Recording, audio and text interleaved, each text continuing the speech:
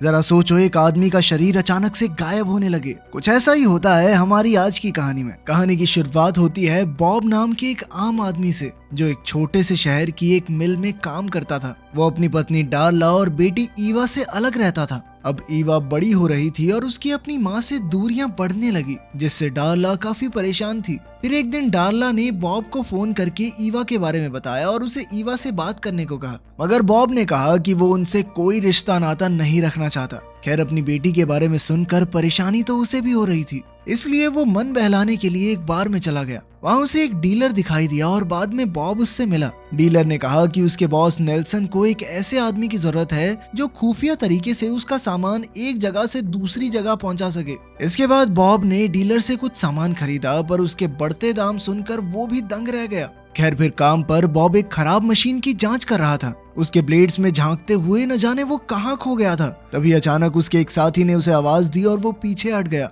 बाद में बॉब ने अपने बॉस से कहा कि उसे कुछ दिनों की छुट्टी चाहिए और वो अपना सामान बांधकर निकल पड़ा। लेकिन रात होने पर अचानक उसे काफी कमजोरी महसूस होने लगी और उसकी गाड़ी सड़क से हटकर पोल से जा टकराई। जैसे तैसे बॉब की जान बची और बॉब ने नेल्सन को फोन करके खबर दी। फिर वो पास के कैफे में गया और सीधा वॉशरूम में पहुंचा। उसने फटाफट अपने हाथों से खून साफ किया और फिर अपने पेट का जख्म देखा। तब हम देखते हैं कि उसके पेट की स्किन तो गायब हो रही थी। फिर बॉब ने अपनी मरहम पट्टी की और जल्द ही नेल्सन वहां आ गया। बॉब के पास गाड़ी ठीक करवाने के पैसे नहीं थे, इसलिए नेल्सन ने कहा कि अगर वो उसका सामान पहुंचाने का काम करेगा तो नेल्सन उसकी गाड़ी ठीक करवा देगा। आखिरकार बॉब मान गया और नेल्सन उसे अपने साथ घर ले आया। फिर नेल्सन ने पास के एक जंगल में जाकर एक भालू को गोली से मार डाला और फिर उसका सर एक डब्बे में रख दिया। फिर अगले दिन उसने ये डब्बा बॉब को दिया। असल में इस डब्बे में भालू के अंग थे जिनकी कालाबाजारी की जा रही थी। बॉब ने देखा कि उसकी गाड़ी ठीक हो गई थी और वो तुरंत ही काम पर निकल गया। फिर शाम को वो डार्ला के घर पहुंचा तो डार्ला ने बताया कि ईवा आज रात अपने दोस्त के यहाँ रहने वाली थी। अगली सुबह बॉब वो डिब्बा पहुंचाने निकला ही था कि ईवा घर लौट आई। ईवा ने उस पर काफी गुस्सा होते हुए कहा कि इतना समय गायब रहने के बाद अब वो लौट कर क्यों आया है। खैर, ईवा के जाने के बाद बॉब डिब्बा पहुंचाने एक आदमी की दुकान पर पहुंचा। उस आदमी ने बॉब को सलाह दी कि नेल्सन के साथ काम करना खतरे से खाली नहीं है, पर बॉब ने चुपचाप उसे डिब्बा दे दिया। फिर उस आदमी को एहसास हुआ कि बॉब की तबीयत ठीक नहीं है, इसीलिए उसने बॉब को एक खास चाइनीज दवाई का डिब्बा दिया। बाद में बॉब घर लौटा तो ईवा ने उसकी बिगड़ती तबीयत के बारे में पूछा, पर बॉब ने झूठ कह दिया कि उसे काम पर चोट लग गई थी। फिर ईवा ने उससे अपने दादा की जानलेवा बीमारी के बारे में पूछा, जिस पर बॉब ने जवाब ना देते हुए बात घुमा दी। खैर, थोड़ी देर बाद ईवा अपने दोस्तों से मिलने चली गई, मगर रास्ते में वो एक चाइनीज दुकान पर रुकी। ईवा को भी शायद कोई बीमारी थी जिसके बारे में वो दुनिया को नहीं बताना चाहती थी। जहाँ मौजूद एक औरत ने उसे कुछ दवाइयाँ दिखाई और पास के कमरे में बैठे डॉक्टर से मिलने को कहा, लेकिन ईवा किसी डॉक्टर से मिलने के लिए नहीं मानी और बस एक चाय का डिब्बा लेकर वहाँ से आ गई। बाद में ईवा अपने दोस्तों से मिली तो उन्होंने एक सुनसान पड़े मेंटल हॉस्पिटल में घूमकर आने का फैसला किया। वहाँ घूमते हुए वो भूत प्रेत की बातें करके मजाक करने लगे। तब ईवा ने कहा कि उसके दादा एक समय पर यहाँ भर्ती थे, मगर ईवा के पैदा होने से पहले ही वो चल बसे। यहाँ ईवा उनके कागजात ढूंढकर उनकी बीमारी के बारे में जानना चाहती थी। चलते चलते वो बेसमेंट में पहुंचे, जहाँ उन्हें सफेद कपड़े में एक शरीर लिपटा हुआ दिखा, लेकिन उनके आने की आहट सुनते ही वो इंसान अचानक से गायब हो गया। तभी अचानक ईवा की एक सहेली डर गई और उसने ईवा का हाथ पकड़ा, मगर फिर उसने देखा कि ईवा का हाथ बीच से गायब था। ये देखकर तो वो इतना ज्यादा डर गई कि चिल्लाते हुए भाग निकली। उधर डार्ला और बॉब मिलकर ईवा के बचपन के किस्से याद कर रहे थे। फिर अगली सुबह डार्ला ने देखा कि ईवा तो रात को घर लौटी ही नहीं।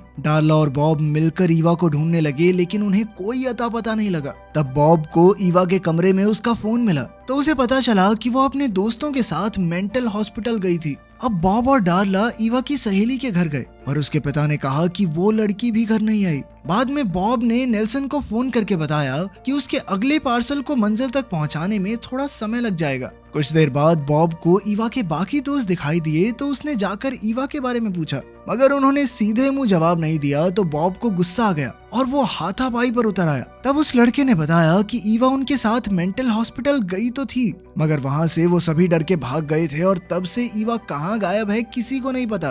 तब बॉब को एहसास हुआ कि ईवा वहाँ अपने दादा की बीमारी की छानबीन करने गई थी। उधर ईवा की आंख खुली तो वो एक पिंजरे में कैद थी। वहीं दूसरी ओर उसके माँ बाप मेंटल हॉस्पिटल पहुंचे तो सिक्योरिटी ने बॉब को अंदर आने से रोका। तब बॉब ने उस पर हमला कर दिया मगर खुद ही दर्द के मारे नीचे गिर गया। तभी एक डॉक्टर वहां आई जो बॉब और उसके पिता दोनों को जानती थी। उसने डार्ला से कहा कि बॉब की तबीयत ठीक नहीं है, इसीलिए उसे यहीं अस्पताल में रहना होगा। बॉब को याद आया कि बचपन में जब उसके पिता यहाँ भर्ती थे तो वो बाहर ही बैठा रहता था। बॉब को याद था कि उसके पिता नहीं चाहते थे कि बॉब उन्हें इस हालत में देखे। अब डॉक्टर ने बॉब को उसके पिता का कमरा दिखाया और कहा कि वो भी यहीं रुककर अपना इलाज करवा सकता है, मगर बॉब ने इनकार करते हुए कहा कि ईवा को उसकी जरूरत है। लेकिन फिर भी सिक्योरिटी गार्ड्स ने उसे जबरदस्ती कमरे में बंद कर दिया। फिर रात को अचानक उसकी आंख खुली तो उसने देखा कि दरवाजा अपने आप खुल गया था और पास के टेबल पर मेन गेट की चाबियां रखी थी। बॉब तुरंत वहां से भाग निकला और डार्ला के घर पहुंचा, मगर डार्ला वहां नहीं थी।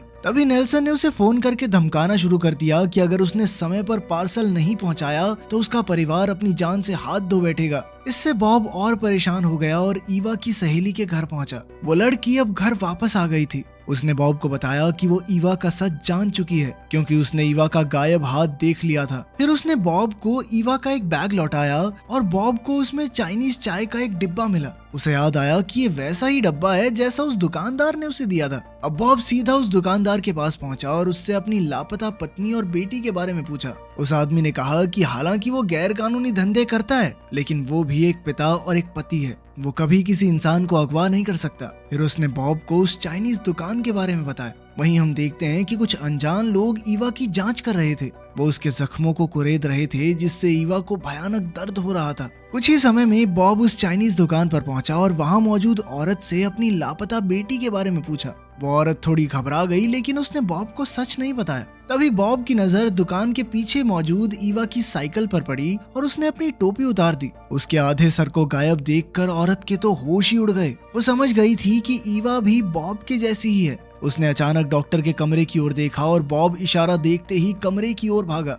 रास्ते में उसने अपने कपड़े उतार दिए। फिर वो बेसमेंट में पहुंचा जहां उसे डॉक्टर और उसके असिस्टेंट मिले। बॉब ने तुरंत उन पर हमला कर दिया और ईवा को रिहा करने की मांग की। तभी उसे पिंजरे से ईवा की आवाज सुनाई दी। बॉब उसके पास गया और उसका आधा शरीर गायब देखकर ईवा बहुत डर गई, मगर बॉब ने उसे जैसे तैसे शांत किया। उसने पिंजरा खोलकर ईवा को आजाद किया और उसके साथ भाग निकला। बॉब और ईवा तुरंत घर पहुंचे तो डार्ला ने देखा कि बॉब तेजी से गायब हो रहा था, इसीलिए वो फटाफट उसकी देखभाल में जुट गई। असल में डार्ला बॉब के गायब होने वाली बीमारी के बारे में जानती थी। फिर अगली सुबह बॉब को होश आया तो उसने ईवा से कहा कि उसे अपनी बीमारी के कारण उनसे दूर जाना पड़ा, लेकिन ये कुछ ऐसा था जो उनके खून में ही मौजूद था और उसने ना चाहते हुए भी ये चीज अपनी बेटी को दे दी। खैर बाद में बॉब घर छोड़कर जाने लगा और उसने कहा कि वो दिन ब दिन कमजोर होता जा रहा है और ये सच दुनिया के सामने आने से पहले उसे बहुत दूर जाना होगा। तब ईवा ने भी उसके साथ ही जाने का फैसला किया क्योंकि उसका भी यही हाल होने वाला था।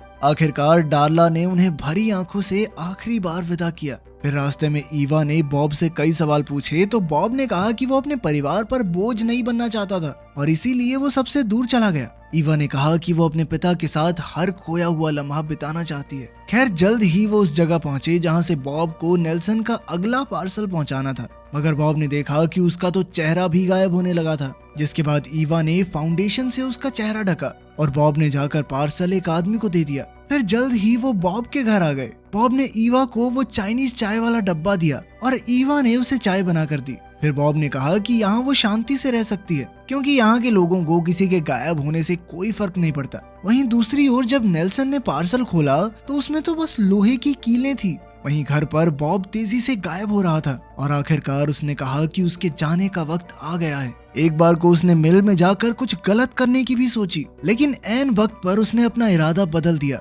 उधर नेल्सन जबरदस्ती बॉब के घर घुस आया और ईवा के सर पर बंदूक रखकर बॉब का पता पूछा। ईवा ने कहा कि बॉब उसे ये घर बेचकर चला गया है, पर नेल्सन जानता था कि बॉब का सामान अब भी वहीं था। अब उसने बॉब की गलती की सजा ईवा को देने का फैसला किया, मगर अचानक किसी ने उसे धक्का दे दिया। तब ईवा को एहसास हुआ कि उसके पिता पूरी तरह गायब होने के बाद भी उसकी रक्षा करने आए थे। कुछ ही पलों में बॉब ने नेल्सन को जान से मार डाला। फिर बॉब ने ईवा से वादा किया कि वो कभी भी उसे अकेला छोड़कर नहीं जाएगा। बाद में उन्होंने नेल्सन की लाश जंगल में फेंक दी जहाँ एक भालू उसे खा गया। उधर ईवा ने दुकान से चश्मे खरीदे और गाड़ी में अपने पिता से बात करने लगी। बॉब ने कहा कि उसके पिता नहीं चाहते थे कि बॉब उन्हें इस तरह देखे। बॉब को हमेशा से लगता था कि उसके पिता मेंटल हॉस्पिटल में मारे गए लेकिन असल में तो उसे वहाँ से आजाद करवाने वाले उसके पिता ही थे। वो पूरी तरह गायब होने के बाद इतने सालों से उस अस्पताल में ही भटक रहे हैं और वहाँ के लोग सोचते हैं कि शायद वो कोई भूत हैं। तभी ईव को हॉस्पिटल की बेसमेंट में वो सफेद कपड़ा याद आया